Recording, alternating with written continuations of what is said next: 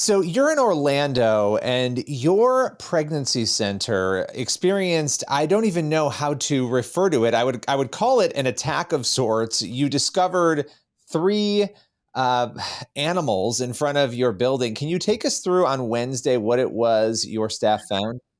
Yeah, so I would call it some kind of ritualistic attack. It was pretty obvious.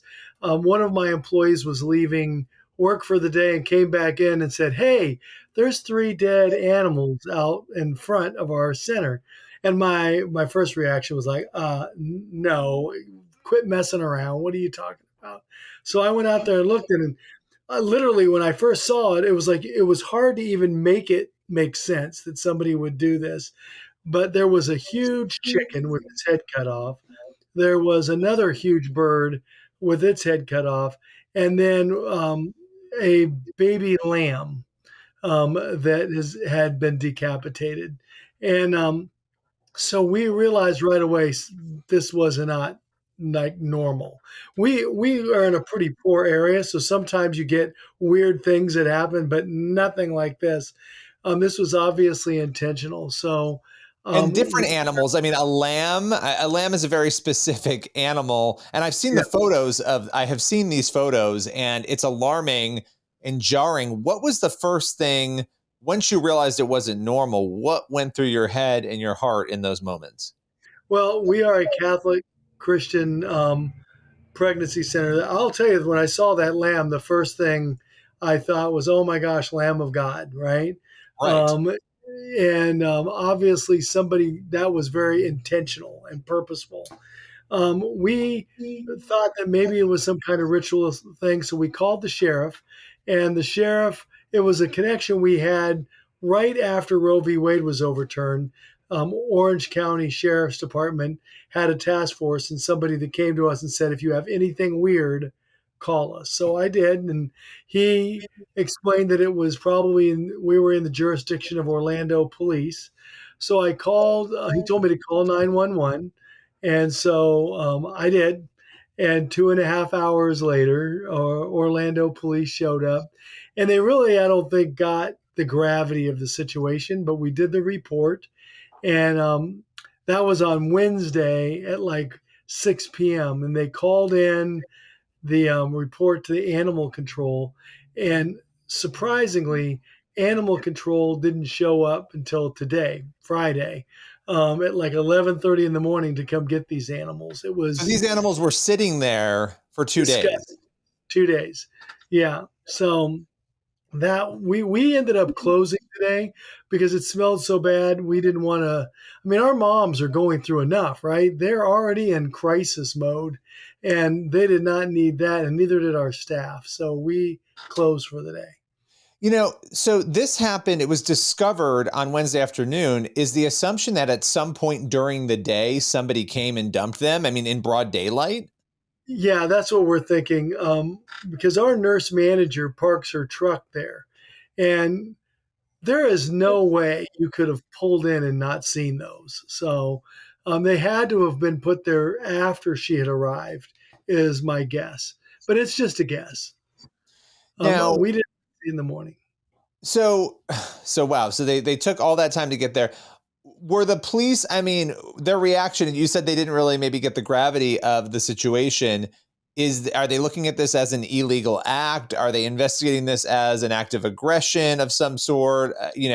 I'm just curious if they didn't purportedly get the gravity of it, what does that mean for how they will investigate it then? Well, I'm not exactly sure. We also reached out to the FBI because we were given a number to call there, and we've heard nothing from the FBI either. I mean, I don't know. It's like there's part of me that thinks, have you been under a rock? Are you not aware that pregnancy Right. centers all over the country have been attacked? And all of a sudden, three decapitated animals, one of them being a lamb, is slaughtered, and nobody's coming around saying, "Well, I wonder what's going on here." So, Well, yeah, it is. especially with the FBI has been under fire, right? Since Roe v. Wade was overturned. with the Right. handling and how these circumstances in these different situations have been handled. It would be better to go overboard than underboard at this point. It would seem. But so you We contacted them Wednesday or Thursday, the FBI. we contacted them Wednesday at the same time. I mean, I had a 2.5 hour wait for the police, so I used it wisely. I called them, filed the report, Now, waiting.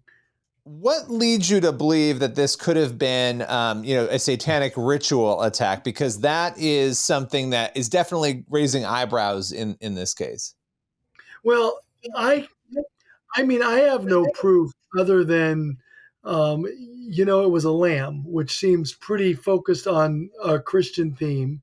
And it was also presented to us by the sheriff's department that that was a real possibility. That it was some kind of ritual, possibly satanic.